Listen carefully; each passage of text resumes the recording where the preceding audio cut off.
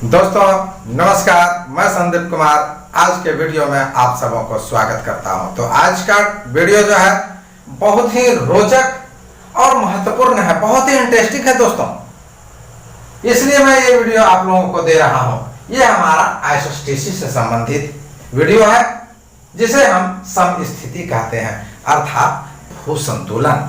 तो यहाँ सबसे बड़ा प्रश्न ये उठता है कि हमारी पृथ्वी जो विभिन्न स्वरूपों में पाई जाती है, ये इस पृथ्वी पर अर्थात हमारी पृथ्वी की धराकृति भिन्न भिन्न रूपों में पाया जाता है, जिसमें जो है पर्वत जो काफी ऊंचा है, पठार उससे कम ऊंचा है, मैदान बिल्कुल समतल है और समुद्री भाग। ये मुख्य बिंदु पर चर्चा होगी दोस्तों।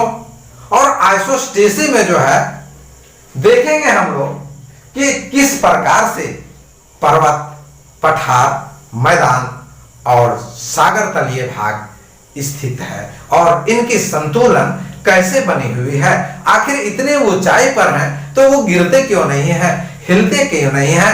तो यहाँ पर जो है ये आइसोस्टेसिस का जो है हम लोग विशेष विभिन्न विद्वानों का मत तो इसमें दिया हुआ है, लेकिन सभी विद्वानों का मत संभव नहीं होगा एक वीडियो में, कई वीडियो में मैं दूंगा। तो आज मैं सिर्फ और सिर्फ प्राट महोदय का जो है आपको सिद्धांत को दूंगा कि किस प्रकार से उनके सिद्धांत के आधार पर ये हमारा धराकृति एक समान तल पर स्थित है। ये हमारा क्षतिपूर्ति तल की चर्चा होगी और ये हम आइसोस्टेसिस में देखेंगे दोस्तों कि ऊंचा होने के बाद भी और जो है उससे कम ऊंचा आने की पर्वत, पठार, मैदान और समुद्री भाग कैसे जो है संतुलित अवस्था में है, इस पर चर्चा करेंगे। तो आइसोस्टेसिस मुख्य रूप से आइसोस्टेसिस शब्द से बना है जो ग्रीक भाषा से लिया गया है। हालांकि इसके पहले 1859 में ही इसकी चर्चा हो गई थी, लेकिन 1889 ईस्वी में डटर महोदय ने, जो अमेरिकी भूवैज्ञानिक थे, तो डटर महोदय ने सबसे पहले आइसोस्टेसिस शब्द को दिया, जो आइसोस्टेसिस ग्रीक भाषा से उभर करके आया और उसका अर्थ क्या था? समस्थिति, संतुलन या खड़ा रहना। जैसे मैं खड़ा हूं, है ना, हिल नहीं रहा हूं, आखिर कैसे मैं स्थित हूं, हिल क्यों नहीं रहा हूं, इसकी चर्चा होगी। तो आइसोस्टेसिस जो डटन महोदय ने 1859 ईस्वी में अपना मत दिया, क्या मत दिया? उन्होंने बोला कि ऊंचे तथा नीचे भाग के नीचे जो पदार्थ स्थित हैं, क्या है? ऊंचे पदार्थ, ठीक है, और नीचे पदार्थ, जो भी पदार्थ है उसके नीचे का भाग क्या है? जो पदार्थ का भार जो है वो किस रूप में है? ये पदार्थ का भार जो है हमारा एक समान रूप में पाया जाता है। और इन्होंने क्या बोला कि जो ज्यादा ऊंचा उठा हुआ है और जो ज्यादा कम उठा हुआ है, जो ज्यादा ऊंचा उठा हुआ है उसका घनत्व क्या है? इसका घनत्व जो है हमारा कम है, और जो कम उठा हुआ है उसका घनत्व को इन्होंने क्या बतलाया? इसका घनत्व जो है अधिक है। स्पष्ट हुआ? और ऊंचे तथा नीचे भाग पर जो जिस आधार तल पर अर्थात जो समान यहां भार को लिए हुए है, जो आधार तल पर क्या है? ये स्थित है, और इस स्थित जो है तल को या आधार को जो आप कहें या लाइन को कहें, इसे जो है इसे जो है क्षतिपूर्ति के नाम से जाना जाता है। किस नाम से? क्षतिपूर्ति तल या समतोल तल। क्षतिपूर्ति या समतोल तल के नाम से जो है जाना जाता है। समतोल आने की एक बराबर तौल, किसी को वजन में देना है तो कम नहीं बराबर की तौल रखना है। बटखरे से जो जितना भी जो है एक को वजन देगा उतना दूसरे को। तो ये इस प्रकार से क्या हुआ? समतोल, अर्थात कम घनत्व वाले भी और अधिक घनत्व वाले, जो अधिक ऊंचाई वाले हैं वो भी और कम ऊंचाई वाले हैं वो भी एक समान लाइन पर, एक समान आधार तल पर क्या है? वो अपने आप को स्थित है। जैसे हम 5 फीट 5 इंच की लंबाई, कोई 7 फीट की लंबाई पर है, कोई जो है 3 फीट का लंबाई है, को जो है 4.5 फीट का है, फिर भी वो आदमी स्थिर है। तो क्या है, वो हम लोग एक आधार तल पर, जैसे जमीन का आधार पर है हम लोग लेवल में, तो क्या है उस पर हम लोग जो है बैलेंस बनाए हुए।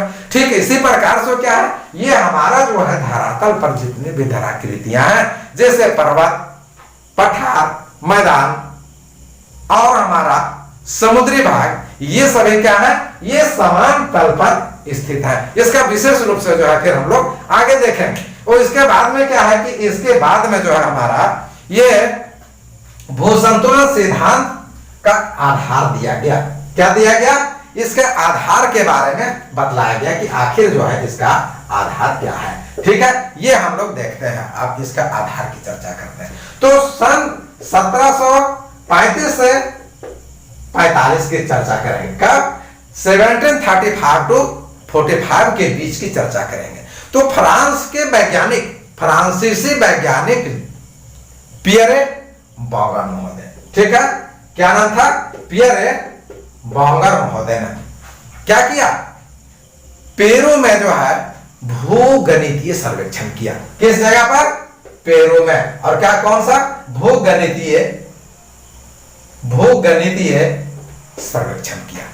और उस सर्वेक्षण में क्या पाया, उस सर्वेक्षण में उन्होंने पाया कि एंडीज पर्वत जो क्या है, विशाल है। एंडीज पर्वत विशाल आकार में है, जिसका गुरुत्वाकर्षण बहुत अधिक होना चाहिए था, लेकिन उतना गुरुत्वाकर्षण वो प्रदर्शित नहीं कर रहा है। तो पियरे महोदय ने, ठीक है, तो ये हमारे पियरे बॉगर महोदय ने इस सिद्धांत का स्पष्ट रूप से जो है समाधान नहीं निकाल पाया कि आखिर क्या बात है कि इस प्रकार से जो है इसमें जो है गुरुत्वाकर्षण कम है, एंडीज पर्वत में जो है हमारा गुरुत्वाकर्षण बल कम है। इसका समाधान नहीं निकाल पाया। तो किसने निकाला, तो 1777 ईस्वी में, यहां आप देखेंगे हम लोग कि 1777 ईस्वी में फ्रांस का ही एक वैज्ञानिक पैदा हुआ। कौन सा वैज्ञानिक, वो वैज्ञानिक का नाम था आरजे बास्कोविच। क्या नाम था, ध्यान से देखेंगे, आरजे बास्कोविच, ठीक है ना। आरजे बास्कोविच ने जो है क्या बोला, इन्होंने भी जो है अध्ययन किया और बोला कि पर्वतीय भाग के नीचे स्थित जो चट्टान है, ये हमारा पर्वतीय भाग के नीचे का जो है जो चट्टान है, ठीक है ना, उस चट्टान का जो है क्या है, उस चट्टान का तापमान कितना है, अधिक है। और अधिक तापमान के कारण क्या है, ये पर्वतीय भाग जो ऊपर से जो है इस प्रकार से और ये फैलाव है, तो इसी कारण से ऊंचे तापमान के कारण ये क्या हुआ है, ये फैल जाता है, जिसके कारण उसका घनत्व क्या होता है, कम हो जाता है। और इस प्रकार जो है उन्होंने जो है उसके भागों को अतिरिक्त ऊंचाई के लिए क्षतिपूर्ति का कम घनत्व को जो है उन्होंने बतलाया, क्योंकि तापमान में अधिकता के कारण इसका जो है घनत्व में जो है फैलाव होता है। दोस्तों अब 1859 की मैं चर्चा करने जा रहा हूं। कब, 1859 ईस्वी की मैं चर्चा करने जा रहा हूं। 1859 में भारत का एक सर्वेयर आया। वो सर्वेयर का नाम क्या था, सर जॉर्ज एवरेस्ट। क्या नाम था इसका, सर जॉर्ज एवरेस्ट। ऐसा ना कि माउंट एवरेस्ट समझ लें, ये एक सर्वेयर था। क्या था दोस्तों, सर्वेयर था, जिसका नाम क्या था, सर जॉर्ज एवरेस्ट। और इन्होंने जो है त्रिभुजीकरण विधि से भारत में सर्वेयर का काम जो है, सर्वेक्षण का काम शुरू किया। और वो सर्वेक्षण का काम कहां, सिंधु गंगा के मैदानी क्षेत्र का किया। ठीक है, ये निर्धारण किया कि जो है मैं सिंधु गंगा के क्षेत्र का सर्वे करूंगा। कब, 1859 ईस्वी में। ठीक है, और उन्होंने जो है सेंट्रल मेरिडियन आने के क्या, बीच का भाग को, केंद्रीय मध्याह्न रेखा को, ठीक है, क्या, केंद्रीय मध्याह्न रेखा जो चुना, वो हमारा क्या था, पहला था हमारा कल्याण और दूसरा कल्याणपुर। क्लियर हुआ, पहला क्या था, पहला कल्याण और दूसरा कल्याणपुर। ये कल्याण हमारा हिमालय से हमारा हिमालय से जो है कितना था, 60 मील की दूरी पर था। कितने मील की दूरी पर था, 60 मील का दूरी पर था। यह हमारा जो है किस जगह में था, यह शिवालिक पर्वत श्रेणी के समीप में था। यह उत्तरी तरफ था, उत्तर भारत की तरफ। वही जो कल्याणपुर की मैं चर्चा कर रहा हूं, तो यह कल्याणपुर कहां था, यह मालवा के क्षेत्र में जो हमारा था, और यह हमारा मालवा का क्षेत्र में जो है एमपी के एरिया में था। ठीक है, ये कल्याण से कल्याणपुर की यदि की दूरी की चर्चा किया जाए तो ये हमारा 375 मील की दूरी पर स्थित था दोस्तों। ठीक है, 375 मील की दूरी पर। और यहां क्या हो रहा था, ये हमारा अंक गणितीय और त्रिभुजीय करण पर जो है हमारा इसका जांच चल रहा था। ठीक है, खगोलीय विधि के द्वारा, त्रिभुजीकरण और खगोलीय विधि के द्वारा जो है इसका जांच हो रहा था। अब देखते हैं कि कितना जो है जांच में, इसमें क्या हुआ कि कल्याण से कल्याणपुर की जो दूरी का अंतर था, इसमें क्या हुआ कि 5.236 सेकेंड, 5.236 सेकेंड का जो है इसमें अंतर आ गया। ये अंतर क्या आया कि ये जो हिमालय था, तो साहुल को हिमालय ने अपने गुरुत्वाकर्षण बल का उतना जो है प्रभाव नहीं दे पाया, जितना विस्तृत रूप में हमारा हिमालय पर्वतमाला था वो उतने रूप में आकर्षित नहीं कर पाया। और ये जो है हमारा कल्याण और कल्याणपुर के बीच की दूरी जो थी 5.236 सेकेंड की हुई। यह मैं यहां दिखा देना चाह रहा हूं कि 5.236 सेकेंड का जो अंतर आया कल्याण से कल्याणपुर के बीच की दूरी का। ठीक है, कल्याण से जो है कल्याणपुर के बीच की दूरी का जो अंतर आया वो त्रिभुजीकरण विधि के द्वारा का परिणाम और खगोलीय विधि के मापन के द्वारा जो परिणाम हुआ इसमें, तो त्रिभुजीकरण के द्वारा जो इसका मापन हुआ था 5 डिग्री 23 मिनट 42.294 सेकेंड आया। किसके द्वारा, त्रिभुजीकरण के द्वारा, ध्यान से देखेंगे। और खगोलीय विधि के द्वारा जो मापन किया गया उसका परिणाम साहुल पिंड पर कितना आया, 5 डिग्री 23 मिनट 37.058 सेकेंड का अंतर आया। और जब ये दोनों को आप घटा देंगे तो यहां जो है आपका 5.236 सेकेंड का अंतर आया। और यही आपको मैंने बतलाया कि कल्याण से कल्याणपुर के बीच की दूरी का जो है अंतर 5.236 का आया। स्पष्ट हुआ होगा आपको। अब क्या है, आगे चलते हैं हम लोग। तो डाटन महोदय ने, सॉरी ये हमारे प्राट महोदय ने, प्राट महोदय ने कहा कि हमारा हिमालय जो है वो क्या है, हिमालय सियाल पर तैरता हुआ एक पर्वतीय क्षेत्र है। जो सियाल का घनत्व 2.75 है। तो उस हिसाब से जो हमारा ये त्रिभुजीकरण विधि के द्वारा जो परिणाम आया और खगोलीय विधि के द्वारा जो ये परिणाम आया जिसका अंतर 5.236 सेकेंड का आया, यह नहीं आना चाहिए था। यह कितना आना चाहिए था, इसमें जो है हमारा 15.886 सेकेंड का अंतर होना चाहिए था।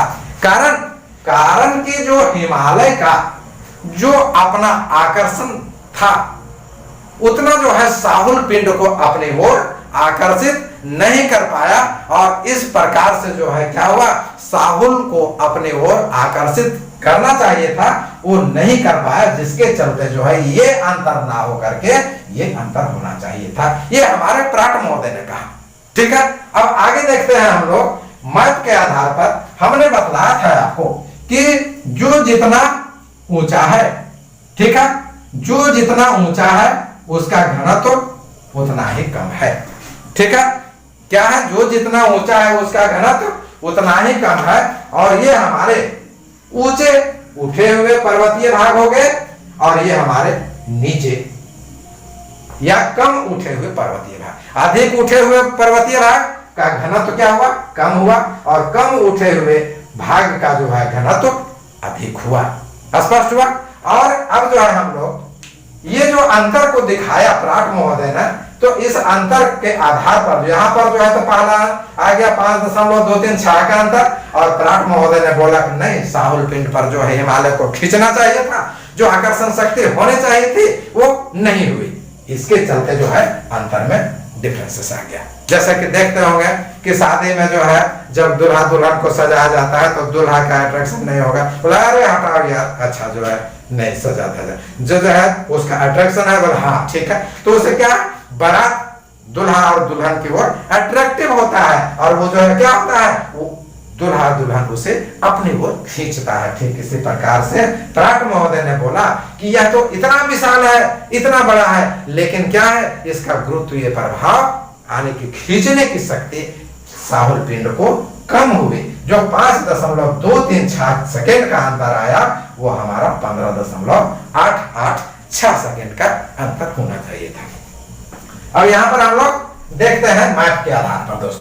अब मैं पराग महोदय के अनुसार भू संतुलन स्थिति को बतलाने जा रहा हूं। तो क्या है कि उन्होंने कहा कि कम घनत्व के चट्टानी भाग, देख रहे हो ऊंचा है, और ये हमारा अधिक घनत्व के चट्टानी भाग, जो ऊंचा है जो अधिक है उसका घनत्व कम है, और जो कम ऊंचा है उसका घनत्व अधिक है दोस्तों। ठीक है, ये कम घनत्व वाला है और ये अधिक, और ये दो जो है समान रेखा पर, समान आधार पर जो है क्या है, टिका हुआ है, स्थित है, संतुलन बनाए हुए है, और इसको जो है उन्होंने क्या बोला, इसे जो है उन्होंने क्षतिपूर्ति तल नाम दिया।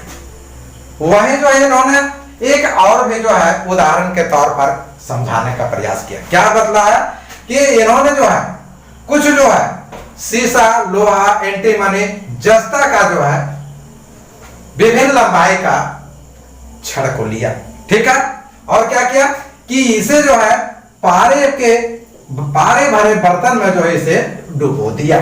पारे भरे बर्तन में शीशा, लोहा, एंटीमनी और जस्ता को डुबा दिया। ये इन्होंने बतला रहा है कि किस प्रकार से हमारे धरातल पर पर्वत, पठार, मैदान और समुद्र स्थित है। इसी को इन्होंने पराग महोदय ने बतलाया। ये क्या बोला, शीशा, लोहा, एंटीमनी, जस्ता, जैसा कि आप देख रहे होंगे फिगर में, और ये पारे में डुबा दिया तो क्या हुआ कि जो जितना लंबा था वो उसकी ऊंचाई उतनी अधिक रही, और जो जितना छोटा था वो नीचे उतना ही जो है अधिक गया।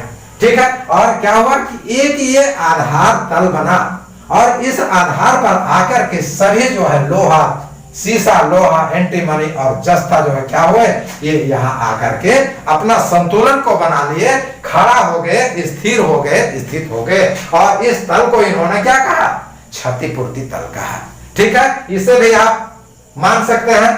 तो यहाँ पर हम देखते हैं, आप मानते हैं हम लोग, ये हमारा पर्वत भाग हो गया, ये पठार भाग हो गया, ये मैदानी भाग हो गया, यार ये हमारा समुद्र तटीय भाग माना। ठीक है, अब जो है हम तीन रूप में इसे हम देख रहे हैं, तीन रूप में इसको देख करके जो है हम अब आपके सामने जो है कुछ बातों को रखने जा रहा हूं। तो उन्होंने क्या कहा कि ये जो हमारा पर्वत है, तो पर्वत का घनत्व जो है, ठीक है, पर्वत का घनत्व किससे, पर्वत का घनत्व हमारा, ये हमारा पठार है, पठार से पर्वत का घनत्व कम है। फिर जो है सॉरी, पर्वत से पठार का घनत्व अधिक है, अर्थात पर्वत का घनत्व किससे कम है, पठार से। तो फिर पठार का घनत्व किससे कम है, ये हमारा मैदान से, और मैदान का घनत्व किससे कम है, समुद्र तटीय भाग से जो है। एक बार फिर से देखा जाए, उन्होंने इस आधार पर बतलाने का प्रयास किया कि जो पर्वत है, पर्वत का घनत्व पठार से कम है। यहां मैं लिख दे रहा हूं, पर्वत का घनत्व पठार से कम, क्या है, घनत्व। और जो है हमारा, फिर जो है हमारा पठार का जो है हमारा मैदान से जो है घनत्व कम है, और मैदान का घनत्व जो है हमारा, वो हमारा क्या है, समुद्री क्षेत्र से जो है हमारा घनत्व क्या है, पर्वत का घनत्व पठार से कम, पठार का मैदान से कम, मैदान का समुद्र से कम। और इस प्रकार क्या है कि ऊंचाई एवं घनत्व में क्या है, ये हमारा उल्टा अनुपात है। आने ऊंचा स्तंभ जिसका है उसका कम घनत्व है, ये हम लोगों ने देखा। और जो नीचा घनत्व, जो नीचा है, कम ऊंचा है, उसका जो है ऊंचा घनत्व देखा।